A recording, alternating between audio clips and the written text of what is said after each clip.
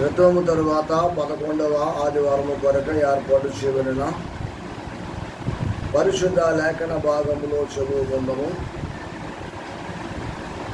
దానియేలు గ్రంథము 9వ అధ్యాయము 15వ వచనము నుండి 18వ వచనం వరకు. పత్రికా పాఠముగా రోమాపత్రిక 8వ అధ్యాయము 33వ వచనము నుండి 39వ వచనం వరకు. సువార్త పాఠముగా లూకా సువార్త 7వ అధ్యాయము 36వ వచనము నుండి 50వ వచనం వరకు. ఈ విధముగా లేఖన భాగములో రాయబడి ఉన్నది. ఆంధ్ర క్రైస్తవ కీర్తన పుస్తకం నుండి 489వ కీర్తన, 489వ కీర్తన మనసానందము పొందుట కన్నము మరే భాగ్యము కలగన్న అనే కీర్తన మనము పాడుకున్నాం. మనసానందము పొందుట కన్నను మరే భాగ్యము కలగన్నా, మనసానందము పొందుట కన్నను మరే భాగ్యము కలగన్నా. అనుమానములిక నకిల సుఖంబులు దినమొక గడిగొక తీరయ్యుండును. మనసానందము పొందుట కన్నను మరే భాగ్యము కలగన్నా. సాధు జనోత్తమ క్రైస్తవ సంగతి సమకూడిన మేలవునన్నా. శోధనలన్నిటి శిరముగలో చెడి శుభమతి కన్నను సుఖమేమున్నది. మనసానందము పొందుట కన్నను మరే భాగ్యము కలగన్నా. దిటముగ ప్రార్థనయను ఖడ్గముగని తిరుగు పిశాచముగరచన్న.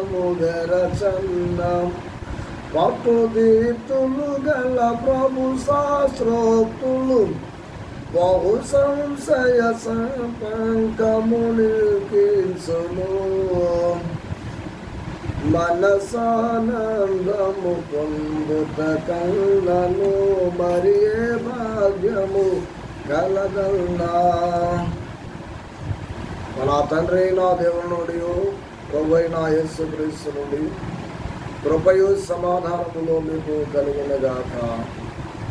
ఆమేన్. ప్రభునందు ప్రియ దేవుని బిడ్డలారా, మన ప్రభువును రక్షకుడైన యేసుక్రీస్తు వారి యొక్క దివ్యనామములు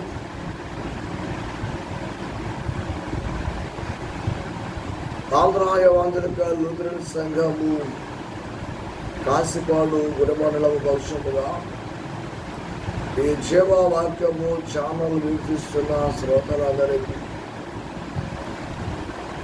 స్థానిక సంఘ సభ్యులందరికీ కూడా ప్రభువైన యేసుక్రీస్తు నామములో శుభాలు తెలియజేస్తున్నాను. అలాగున ఇటు పరిచర్య కొనసాగించుటకు దేవుని కృపను బట్టి ఎలాగున్న మరి యొక్క వీడియో చేసి మీకందరికీ దేవుని యొక్క జీవవాక్యమును ప్రకటించుటకై కృపను గ్రహించిన నా దేవాది దేవునికి ప్రత్యేకముగా హృదయపూర్వకముగా వందన స్తోత్రాలు దేవునికి చెల్లిస్తూ ఉన్నా. దేవుని యొక్క కృపను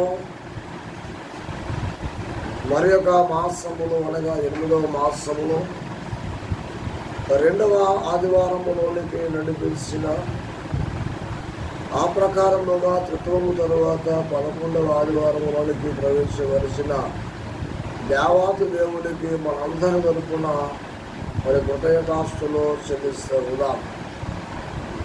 దేవుడు నరులను చేసినప్పుడు యథార్థవంతులుగానే చేశారు. వారు జీవిత ప్రయాణములు చేస్తూ ఉండగా వారు దినదినాభివృద్ధి నడుచు వివిధమైనటువంటి తంత్రాలు కల్పించుకొని వారు చెడిపోయారు అని ఎవరు గుర్తిస్తారు అంటే జ్ఞానిటువంటి సొలొమోను తన యొక్క అన్వేషణలో తెలుసుకున్నాడు. తల్లి గర్భములో ప్రతి ఒక్క బిడ్డ కూడా పాపము చేత గర్భము ధరించినప్పటికీ వారు కల్మషం ఎరిగినటువంటి వారు. ఏ వంశం వారైనా, ఏ జాతి వారైనా, ఏ కులస్తులైనా, ఏ సంఘ సభ్యులైనా, ఏ ప్రాంత వాసులైనప్పటికీ కూడా వారు పవిత్రమైనటువంటి వారే. ఈ సొలొమోను కూడా రాజుగా రాజైన తరువాత రాజులందరినీ కూడా మోగిస్తూ ఆకర్షిస్తూ అనేకులను తన భార్యలుగా చేసుకుని అనేక మందిని ఉపతులుగా ఏర్పాటు చేసుకుని తనను తాను భ్రష్టత్వములో అప్పగించుకున్నాడు. ఆ స్థితిని కలిగిన తరువాత దేవుని వాగ్దానములను జ్ఞాపకం చేసుకుంటూ అతను దేశ సంచారము చేస్తూ ఈ అన్వేషణ ప్రారంభం చేశాడు. అప్పుడు తను గుర్తించాడు. ప్రసంగి గ్రంథములో 7:29 దేవుడు నరులను యథార్థ పంతులుగా పుట్టించను కానీ వారు వివిధ తంత్రములు కల్పించుకున్నారు. ఈ పద్ధతులన్నీ కూడా మానవుల పద్ధతులు, ఈ అలవాట్లన్నీ కూడా మానవ పద్ధతులు, అలవాట్లు. ఇలా కూడా ప్రాంతం యొక్క పరిస్థితుల్లో వారి యొక్క మీద ప్రభావితము చూపిస్తూ ఉంది. రెండవదిగా జ్ఞాపకం చేస్తున్నాను, ఏదైనా వనములో కూడా ఆదాము హవ్వలు దేవుని ఆజ్ఞను అతిక్రమించినప్పుడు తమకు తాముగా అతిక్రమించలేదు కానీ ఒక దుర్బోధ వలన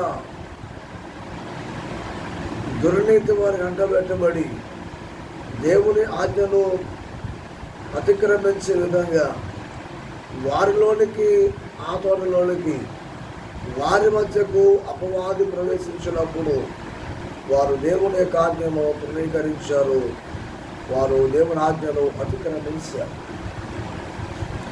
ఇలాంటి పాపము చేయు ప్రతి వాడును అపవాది యొక్క సంబంధి అని భక్తుడు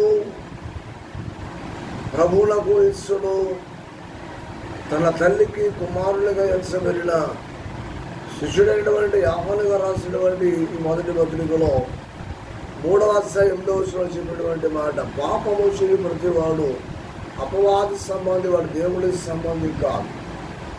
దేవుని ఆధీనములో ఉన్నటువంటి వాడు ఏ త్రోవలో వెళ్ళినా పాపము చేయడు.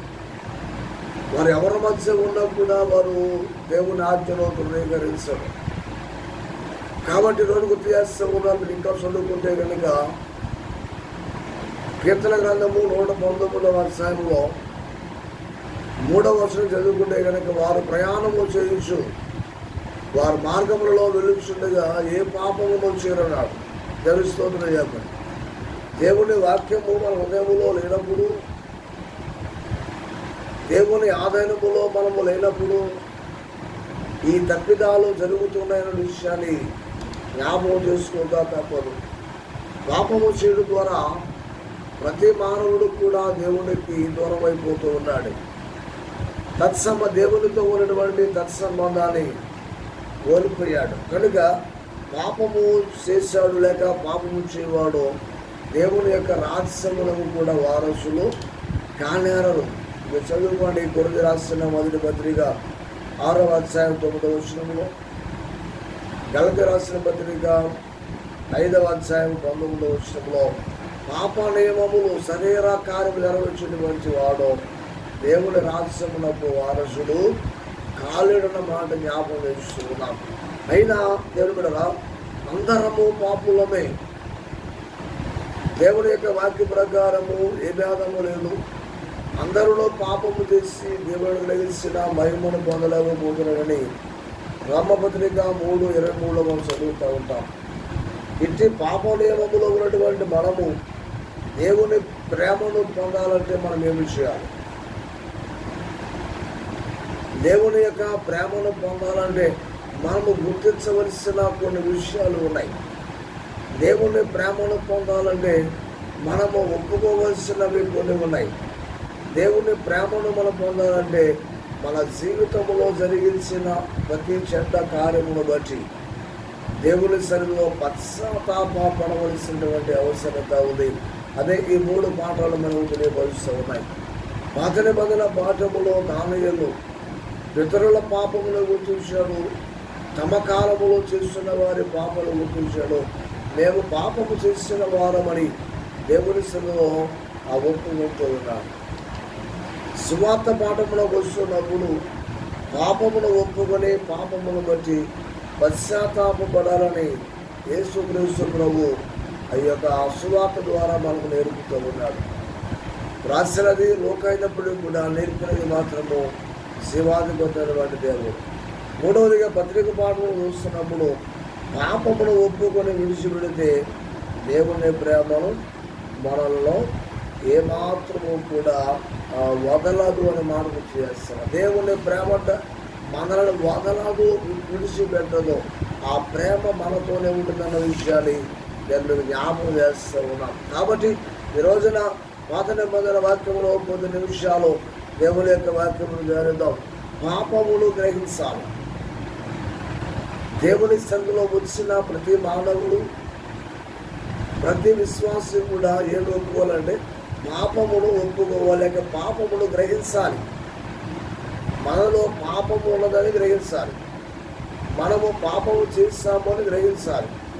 ఈ సువార్త ప్రకటించడం ద్వారా నాతాను ప్రవక్త దావీదు దగ్గరకు వచ్చినప్పుడు అతడు తన దృష్టిలో నీతిమంతుడిగా తనను తాను కనపరుచుకున్నాడు. తన రాజును దేవుని ఇష్టానుసరులని గుర్తించాడు. కానీ నాతాను ప్రవక్త వచ్చి తనకు బోధ బోధించి కథ చెప్పి ఆ దరిద్రుడు నీవే అని చెప్పే వరకు కూడా అతడు పాపం చేసిన స్థితిని గుర్తించలేకపోయాడు. కాబట్టి మనం సువార్త ప్రకటించడానికి ఒక దైవజనుడు మనకు కావాలి. మనకు సువార్తలు ప్రకటించడానికి ఒక కాపరి కావాలి. మనను త్రోవ తప్పిపోకుండా నడిపించడానికి ఈ సంఘ వ్యవస్థలో ఒక దైవజనుడు మనకు ప్రత్యేకమైన వాడు కావాలి. కనుక సమయంలో జ్ఞాపకం చేస్తూ ఉన్నాను ప్రియమైనటువంటి వలన. అలాగున ఆ పాపముల గురించి నాతాను ప్రవక్త చెప్పినప్పుడు అతడు వెంటనే ఒప్పుకుంటాడు, నేను పాపము చేసిటనే.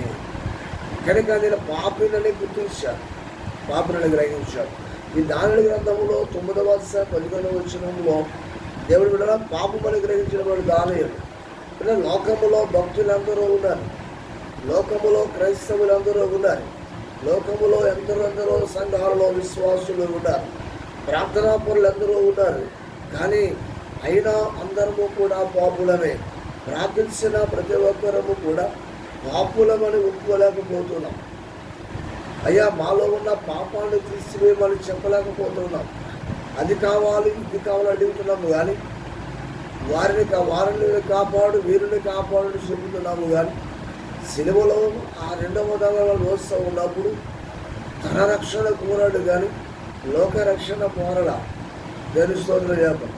ఒక విశ్వాసిగా నువ్వు చేయవలసిన పని ఎదుటి వాని కంటే ముందుగా నిన్ను నీవు గుర్తించుకొని నీ స్థితిని బట్టి, నీ యొక్క జీవితమును బట్టి నువ్వు చేసిన వాటిని జ్ఞాపకము చేసుకుంటూ నా పాపమును క్షమించు. ఎప్పుడైతే దేవుడరా దావీదు కూడా 51వ కీర్తనలో బహుశా 12-13 వచనాలు చెప్పినటువంటి మాట, నేను పరిపూర్ణుడిగా నీ చేత క్షమించబడిన తరువాత, నేను పరిశుద్ధులైన తరువాత, నీ రక్తములో కడగబడిన తరువాత, నేను మార్పు చెందిన తరువాత, అప్పుడు నేను ఎవరికైనా సువార్తను ప్రకటిస్తే వారు నా మాట వింటారు అని చెప్పారు. దేవుని స్తోత్రం చెప్పండి. అద్భుతమైనటువంటి మాట పిల్లరా. ఇది వాస్తవము, ఇది అబద్ధము కాదన్న విషయం జ్ఞాపకం చేస్తున్నాం. ఒకసారి ఆ లేఖన భాగాన్ని మీకు చదివి వినిపించడానికి నేను ఇష్టపడుతున్నాను ప్రియమైనటువంటి వలన.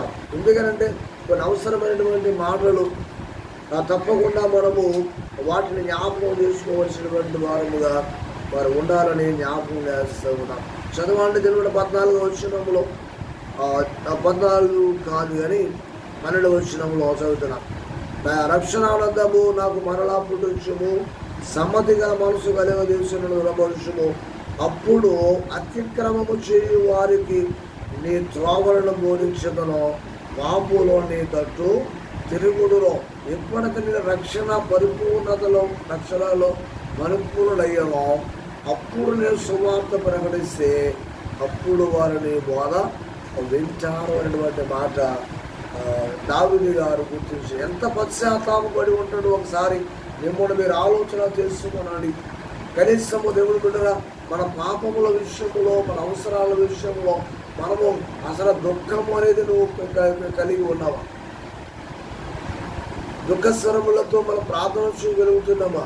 డాంబికముగా, దమ్మముగా,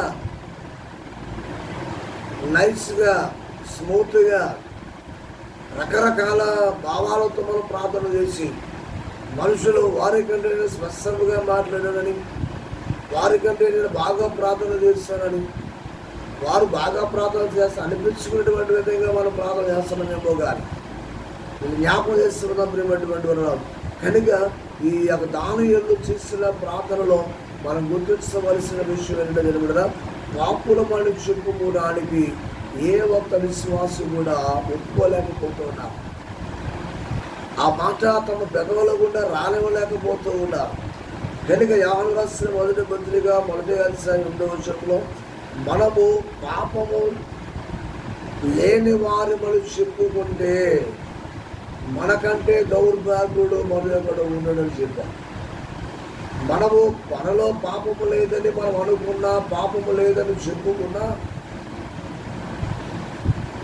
అక్కడ రాయబడిన మాట అంటే మనల్ని మనమే మోసము చేసుకున్నటువంటి వారు మనం చెప్పాలి. నిజమేదా? ఎంత పాపినైనా ప్రేమతో క్షమించినటువంటి దేవుడు కనుక పాపినలు చెప్పుకుంటే నేను దూరము చేస్తానని అనుకుంటున్నావేమో కానీ ఆ పాపమును ఒప్పుకుంటే దేవుడుగా నీకు రక్షణ కలుగుతుందన్న విషయాన్ని ప్రతి ఒక్కరూ కూడా జ్ఞాపకం చేసుకోవాలి. పైగా అంటారు నేనేమి పాపము చేశాను. ఒక ఆమె జరుగుతున్నా మలవరం గ్రామంలో పరిసర చేస్తూ ఉన్నాడు.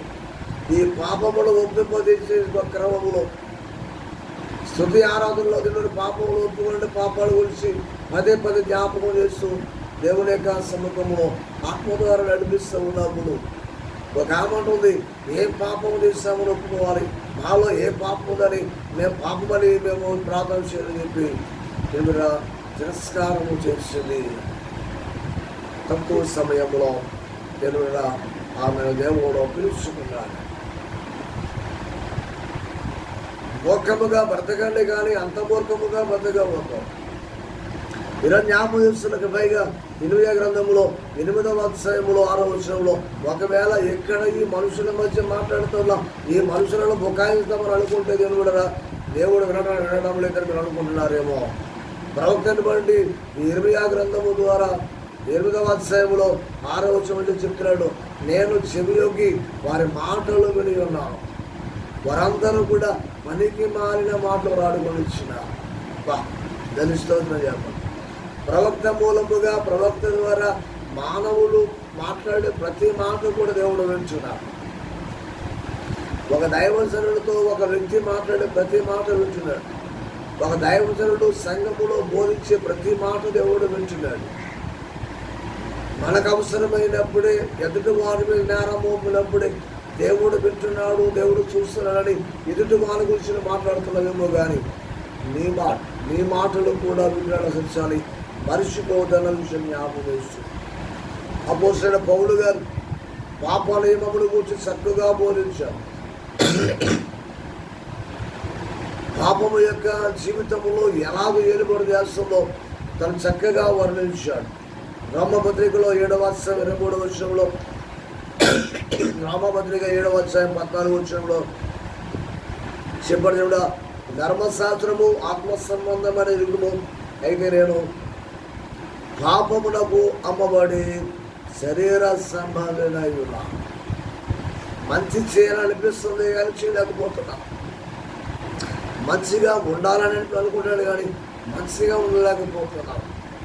నా శరీరంలో ఆ పాపమే ఏలుబడి చేస్తూ ఉంది. నా శరీరాన్ని ఆ పాపమే నడిపిస్తూ ఉంది. ధర్మశాస్త్రము దైవ నిర్ణయ నియమములు తెలిసినప్పుడే కూడా ఆ ధర్మశాస్త్రము ఆత్మ సంబంధమని గుర్తించి కూడా ధర్మశాస్త్రము మానవ జీవితానికి ఒక కట్టడ నేర్పిస్తుందని, అది ఒక శాసనముగా దేవుడే మనకు అనుగ్రహించడం తెలిసినప్పటికీ కూడా ఆ ధర్మశాస్త్రం చదువుతూ ఆ ధర్మశాస్త్రం ధ్యానం చేస్తూ పదే పదే ధర్మశాస్త్రంలో ఉంటూ ఆ పదే పదే ధర్మశాస్త్రాన్ని ఎరుగుడరా మనం వింటూ ఉన్నప్పటికీ కూడా దైవ సేవకులు మనకు అవసరమైన రీతిలో నిన్ను రక్షించే విధానంలో, నిన్ను కాపాడే విధానంలో, నిన్ను దేవుని దగ్గరకు చేర్చేటువంటి విధానంలో దైవ సేవకులు వాక్యం బోధిస్తున్నప్పటికీ కూడా ఎవరికి కూడా జ్ఞానోపదేశం పొందలేకపోతున్నారు. కనుక మానవుడు పుట్టుకతోనే పాపేరుడు కనుక పాపులమని మనం గుర్తించాలి. కనుక యోగు చెప్పాడు, కీర్తనకారుడు చెప్పాడు, నేను తల్లి గర్భములో పిండములైనప్పుడే పాపము వలన గర్భము ధరింపబడిన వాళ్ళని. ఆ తల్లి గర్భంలోని ఆ పాప నియమములో నువ్వు నిర్మించబడినప్పుడు దేవుడు జ్ఞాపకం చేస్తున్న విషయాన్ని నేను మీకు జ్ఞాపకం చేస్తున్నాను. కనుక పాపినే అని మనం ప్రార్థన చేయాలి. పరిశుద్ధుడనైనా దైవ సేవకుడినైనా ప్రవక్తనైనా అపోస్తలుడైనా నేను చేసే ప్రార్థన ఆలకించమని మనం ప్రార్థన చేయకూడదు. పాపినైనా నా ప్రార్థన నిశ్చితమైతే నాలో ఉన్న ప్రతి దోషాన్ని కూడా ఇతరులను క్షమించమని ప్రార్థన చేసినటువంటి నేను నన్ను కూడా క్షమించమని ప్రార్థన చేయడంలో పాపమేమీ కాదని జ్ఞాపకం చేస్తున్నాను. నీ నీతిని నిజాయితీని నిరూపించుకున్నటువంటి వాడుగా ఉంటామని కొన్ని జ్ఞాపకం చేస్తున్నాను. నువ్వు ప్రార్థించినప్పుడు నా పాపమును నాకు తెలియచేయమని ప్రార్థన చేయాలి. ఒకవేళ ప్రభువా నాలో ఉన్న పాపాన్ని గుర్తించలేకపోతున్నాడేమో, ఒకవేళ దర్శన రీతిగా కళల ద్వారా దైవ ఇతర సేవకులు బోధించడం ద్వారా నేను వాక్యము చదువుతున్నప్పుడు, నేను వాక్యము ధ్యానము చేస్తున్నప్పుడు, ప్రార్థన చేస్తున్నప్పుడు ఆ స్థితిని నాకు బయలుపరచమని ప్రార్థించినటువంటి వారముగా వారు ఉండాలని కూడా జ్ఞాపకం చేస్తున్నాను. దానిలో చేసిన ప్రార్థన అది 9వ అధ్యాయం 15వ వచనములో, 9వ అధ్యాయం 6వ వచనములో జ్ఞాపకం చేస్తామని తెలుసా, మేము మా పితరులు చేసిన పాపమును మేము కూడా మా పితరుల వలె పాపము తెచ్చినటువంటి వారముగా, అందుకే ఈ దోషములన్నీ మా మీద పడుతున్నాయని మన్నించమని ప్రార్థన చేసిన దానిలో కీర్తన గ్రంథంలో 106వ అధ్యాయంలో 6వ వచనంలో మా పితరుల వలె మేమును పాపము తెచ్చిన వాళ్ళు ఒప్పుకున్నారు. రొటీన్ తండ్రి చేసినదే కుమారుడు, తల్లి చేసినదే కుమార్తె, వారు చేసినదే వారి పిల్లలు, వారి పిల్లలు చేసినదే వారి పిల్లలు, తరతరాలుగా తినబడ అదే నియమాన్ని మనం కలిగినటువంటి వారముగా ఉంటూ ఉన్నాం. పద్ధతులేమి మారలా, ప్రతిరోజు ఉదయిస్తుంది, ప్రతిరోజు అస్తమిస్తుంది, అంతే. ప్రతిరోజు లేస్తున్నాము, ప్రతిరోజు పండుకుంటున్నాం, ప్రతిరోజు తింటున్నాం, ప్రతిరోజు పనికి వెళ్తున్నాం. తెలుగునా లోకములో ఉన్నవాడికి ప్రత్యేకించబడిన వారికి కూడా వ్యత్యాసము లేదు. కనుక ఎజ్రావు గ్రంథంలో 9వ అధ్యాయం 6వ వచనంలో మా దోషములు మా తలలకు పైగా, అంటే మన ఎత్తులకు మించిన పాపములు మనం చేస్తున్నాం, మన బలానికి మించిన పాపములు చేస్తూ ఉన్నాం, మన ప్రయాణములకు మించిన పాపములు చేస్తూ ఉన్నాం. ఎంత దూరము తిరుగుతున్నామో అంత పాపాన్ని మనం అడుగెట్టుకుంటూ ఉన్నాం. ఒక రాజుగారి దగ్గర పనిచేసిన ఒక పనివాడు ఉండేటువంటి ఒక దాసుడు, రాజుగారి దాసుని పిలిచి నీకేమి కావాలో కోరుకోరని అడిగినప్పుడు, ఈ రోజంతా నువ్వు ఎంత దూరం తిరుగుతావో అదంతా నీకు రాజు ఇచ్చేస్తానని చెప్పి ఆ దాసులతో రాజు అనేట అతను అత్యాసపరుడై రోజంతా కూడా శక్తిగా పెంచి వేగము పెంచి పరిగెత్తి పరిగెత్తి పరిగెత్తి పరిగెత్తి పరిగెత్తి ఎంత దూరము పరిగెడితే ఎంత దూరం వెళ్తే అంత దూరం రాజిస్తారండి. కనుక అత్యాసలో దేవుని బిడ్డరా అతను వెళ్ళి వెళ్ళి వెళ్ళి వెళ్ళి వెళ్ళి తిరిగి ఒక చోట పడి చనిపోయాడు. గెలుస్తోందయ్యా. మన లోకములో ఎంత దూరము తిరిగినా మనము పాప లోకములోనే ఉన్నాం. మన సంగతిని మర్చిపోదని గుర్తు చేస్తూ ఉన్నాం. అంత దూరములో ఉన్న పాపాన్ని మనము దేవుడిగా అనుభవిస్తున్నాం అన్న సత్యాన్ని గుర్తు చేస్తూ ఉన్నాం. ఆ పాప నియమము మనల్ని చంపేస్తుందని కూడా మనం జ్ఞాపకం చేసుకోవాల్సిందిగా గుర్తు చేస్తూ ఉన్నాం. అందుకన్నాడు, ఒకటి లోకమంతా సంపాదించుకొని తన ప్రాణములు పోగొట్టుకుంటే ఏ ప్రయోజనం?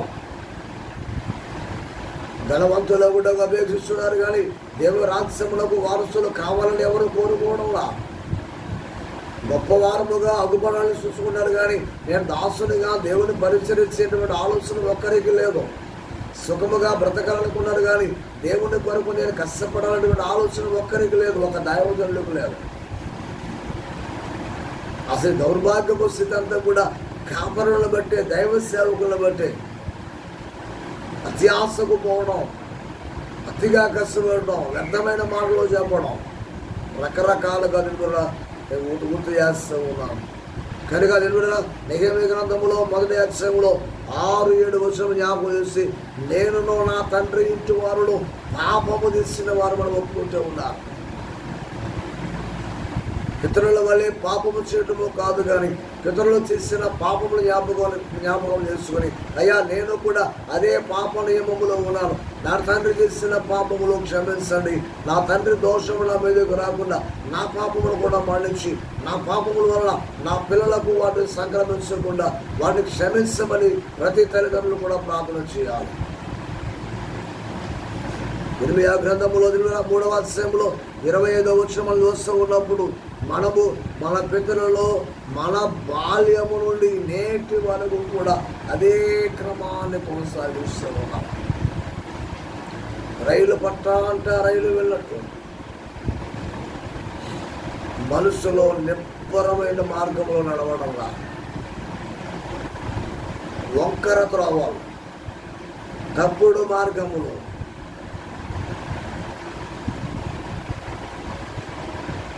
తప్పుడు నిర్ణయాలు, రకరకాలుగా కూడా మనము అతిథిగా చెడిపోతున్నటువంటి వారిని గుర్తు చేస్తూ ఉన్నారు. కనుక పిల్లరా, దైవ సందర్భంలో పైన సందర్భం అన్నిటిలో కూడా దేవునికి ప్రార్థించే ప్రతి సమయములో కూడా, మరియు ప్రతి ఒక్కరు కూడా ప్రార్థించక ముందు పాపులమని, పాపము చేసిన వారు మనం జ్ఞాపకం చేసుకుంటూ ప్రార్థన చేసి పశ్చాత్తాపడితే, పాపులమని మనం గ్రహించగలిగితే క్షమించబడతాం. క్షమించబడితే దేవుని రాజ్యములకు వారసులం అవుతాం. సువార్త పాఠములో లోకా సువార్త 7వ అధ్యాయంలో 37వ వచనం ద్వారా అక్కడ ఒక పాపాత్ముల స్త్రీ, 12 సంవత్సరాలు వ్యాధితో బాధపడుతున్నటువంటి స్త్రీ, ఆమె ధనవంతురాలన్న గర్వం, గొప్ప కుటుంబకులమని గర్వం, మాది పెద్ద కులమని గర్వం, మేము కనానీయులమని ఒక గర్వం, మేము భోగభాగ్యములు కలిగిన వారిమని గర్వం, ధనముతో ఏదైనా సాధించవచ్చినటువంటి గర్వం, ధనము ఉంటే ఏ డాక్టర్ అయినా రోగాన్ని బాగు చేస్తారండి. తిరుగులాడింది. ఆ ధనమే దేవునికి దూరం చేస్తుంది. ధనవంతం అయిపోయే వరకు కూడా యేసు ప్రభువుని జ్ఞాపకం చేసుకోలేకపోయింది. నీ అహంకారాన్ని తగ్గించడం కోసమే, నీ గర్వాన్ని తగ్గించడం కోసమే దేవుడు బిడ్డరా, నెబుకద్నెజరు పశువు వంటి వాడు చేసి గడ్డి మేపించడం వంటి దేవుడు. కొందరికి గడ్డి తింటున్నప్పటికీ కూడా జ్ఞానం రావడంలా, నేల కనిపిస్తున్నప్పుడు కూడా జ్ఞానం రావడంలా, ఎన్ని దెబ్బలైనా తింటున్నారు, ఎంత ధనమైనా ఖర్చు పెడుతూ ఉన్నారు, ఎన్ని వ్యాధులైనా భరిస్తున్నారు, ఎన్ని హాస్పిటల్కైనా వెళ్తున్నారు, దేవుని దగ్గరకు రాలేకపోతున్నారు. దేవుని సదయో అనే మాట ద్వారా, క్రియ ద్వారా ప్రవర్తన ద్వారా, దురుస్తనము ద్వారా, కోపము ద్వారా, ఇతరులను దూషించడము ద్వారా, ఇతరులను తిట్టడము ద్వారా, దైవ సేవకులు నిందించడము ద్వారా, నా యొక్క నిర్ణయాల ద్వారా ఇంత పాపము చేసి నేను కూడగట్టుకున్నది ఏంటంటే రోగాలు సంపాదించుకున్నాను. కష్టపడి సంపాదించినంత ఆ హాస్పిటల్లో పోజేస్తూ ఉన్నాను. ఒక్క క్షణము దేవుడు నువ్వు నిలబడి వాటి విషయంలో పశ్చాత్తాపడితే, నీలో ఉన్న అహంభావాన్ని, నీలో ఉన్న అహంకారాన్ని నువ్వు తొలగించుకుంటే కనుక తప్పకుండా దేవుడు బిడ్డరా నిన్ను మరలా రీమేకర్ చేస్తాడు. రీమేకర్ మలానిలో పునర్నిర్మాణము చేస్తాడు. మొదటి ఆశయాలు, మొదటి దీవెనని కూడా అనుగ్రహిస్తాడు. నువ్వు మొదటిగా పొందబడిన ఆశీర్వాదములను కూడా మళ్ళీ తిరిగి ఇస్తాను విషయాన్ని కూడా జ్ఞాపకం చేస్తున్నాను. ఇక్కడ పాపాత్మ స్త్రీ, ఈ రక్తస్రావం గారి స్త్రీని తిరుగుతా ఆమె చేసిన ప్రతి దోషాన్ని, ప్రతి పాపాన్ని జ్ఞాపకం చేసుకుంటూ రోదన చేస్తూ తిరుగుతుందా కన్నీరు కాచుతూ దేవుని యొక్క తల నుండి తన పాదాలు కడిగింది. దేవుని బిడ్డరా ఆ ఇంటిలో తిరుగుతుందా నీతి మంత్రులు అనుకున్నటువంటి ఆ యొక్క సీమోనటువంటి వాడు పరిచయంలో ఆమె విషయమై దేవుని బిడ్డ అంతరంగంలో పూజిస్తూ ఉన్నాడు. యేసుని అవమానిస్తున్నాడు, భోజనాన్ని పిలిచాడు. కానీ ఈరోజున దేవుని మందిరానికి వస్తారు కానీ దైవ సేవకు పరీక్షించేటువంటి మనుషులందరూ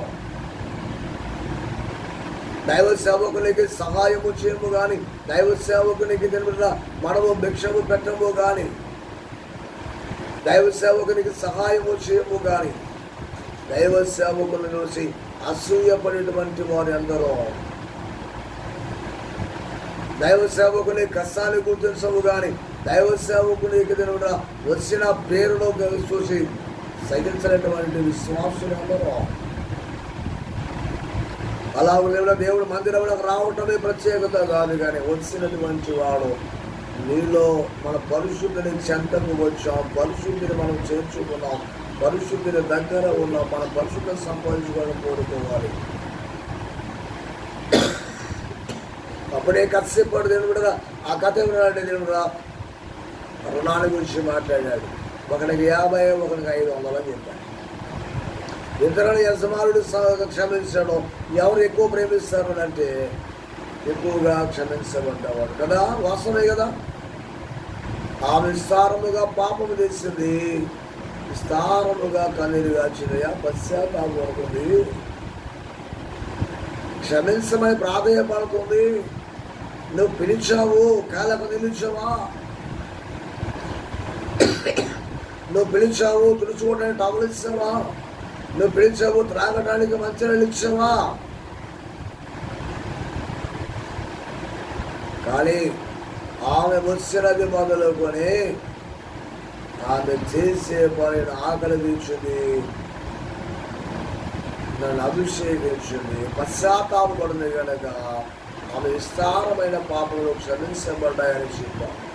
ఇక పత్రిక పాఠంలో మన దోస్తూ ఉన్నప్పుడు ఈ రోజున ఆ మాటలు జ్ఞాపకం చేసుకునే కనుక యేసు రక్తములో కడగబడిన పాపాత్మురాలు, యేసు రక్తము ప్రతి పాపములు కూడా మన విముక్తులు చేస్తూ ఉందని ఎవరు రాసిన మొదటి పత్రిక 8వ అధ్యాయం 9వ వచనంలో చెబుతూ ఉంటారు. సామెతల గ్రంథంలో 28వ అధ్యాయం 11వ వచనంలో అతిక్రమములు దాచిపెట్టువాడు వదిలిగా పాపములు దాచుకొని పైకి పరిశుద్ధుడిగా జీవించినటువంటి వాడు, వాడి దోషములు క్షమించబడవు, అధికముగా ఎంచబడుతూ ఉంటాయి. కీర్తన గ్రంథంలో 32వ అధ్యాయం 5వ వచనంలో నా దోషములు కప్పుకొనక అనగా నా పాపములు కప్పుకొనక నేను ఒప్పుకున్నానని చెప్తూ ఉంటాడు. అలానే నిలబెట్టడానికి జ్ఞాపకం చేస్తున్నాడు. దేవుడు నేను మిమ్మల్ని పిలుస్తున్నాడు ఏమనంటే, భ్రష్టులైన పిల్లరా, పాపము చేసిన వాళ్ళరా, పాపులైన పిల్లరా, నేను అందరిని పిలుస్తున్నాను, అందరిని క్షమిస్తాను, రెండుని పిలుస్తూ ఉంటే ఒక్కడు ఒక్కడు ఒక్కడు ఒక్కడు వినడం. ఇక పత్రికలో చూస్తున్నప్పుడు పాపమును ఒప్పుకొని విడిచిపెడితే కనుక దేవుని ప్రేమ మనలను విడిచిపెట్టదు. కనుక యొక్క క్షమించబడిన యాకోబు సంతతి వారముగా మనం ఉన్నాం. యాకోబును దేవుని ఆశీర్వాదం విడిచిపెట్టలేము. దేవుడి చెంతకు వచ్చి పాపములు ఒప్పుకుంటే గనక ఏ ఒక్కరిని కూడా దేవుని ప్రేమ విడిచిపెట్టదో. రమాపత్రికలో జ్ఞాపకం చేస్తుంటాం. 8వ అధ్యాయం 35-39 చదివితే, మరణము వచ్చినా మరణములో దేవుని కృప ఉంటుంది, శ్రమ వచ్చినా శ్రమలో దేవుని కృప ఉంటుంది, లోయలోకి వెళ్ళినా లోయలో దేవుని ప్రేమ ఉంటుంది, కొండలెక్కినా దేవుని కృప ఉంటుంది. కనుక హింసైనా కరువైనా ఏదైనా క్రీస్తు యొక్క ప్రేమ నుండి మనల్ని ఎడబాపున ఆ శ్రమలు ఒక శ్రమ కాదు, అది పరలోకములకు బాటని గుర్తిస్తాడు. అలాగున ప్రతి ఒక్కరు కూడా దేవుని యొక్క సముఖములో దేవుని ప్రేమ నుండి ఏది మనం ఎడబాప నేరమని గుర్తించి శ్రమలోనూ దేవుని స్తుతించండి, బాధలో దేవుని స్తుతించండి, కరువులో దేవుని అడగండి. అడిగిన ప్రతిసారి కూడా నా పాపముల బట్టి నాకు కావలసినవి దూరము చేయదని చెప్పండి. నా పాపములను తేరి చూస్తే నేను బ్రతకలేను, ఏ ఒక్కడికి నీకు నిలబడలేడు. కనుక మా పాపములు లెక్క చేయట్లేదని మాకు గుర్తు చేస్తూ ఉన్నావు. కనుక మా పాపములను మా దోషములలో ఒప్పుకొని నీ కనికరములు ప్రేమిస్తున్నావు. మాకు కృప దయచేసి ప్రార్థన చేయండి. తప్పక దేవుడిని కరుణిస్తాడో క్షమిస్తాడో. ఆ పాపాత్మురాలు రక్తస్రావ స్త్రీ యొక్క ఆ దోషములు క్షమించిన దేవుడు, దావీదు యొక్క పాపములు క్షమించిన దేవుడు, పితరుల పాపను ఒప్పుకొని ప్రార్థన చేసిన దావీదు ప్రార్థన ఆలకించినటువంటి దేవుడు నీ ప్రార్థన ఆలకిస్తాడో, తప్పగా విడిపిస్తాడో. అటు కృపా దేవుడు మీకు అనుగ్రహించుగాక. సమస్త జ్ఞానములకు మించిన దేవుడి సమాధానం యేసుక్రీస్తు వారి దేవుల తలంపులకు కావలి ఉండునుగాక. ఆమేన్.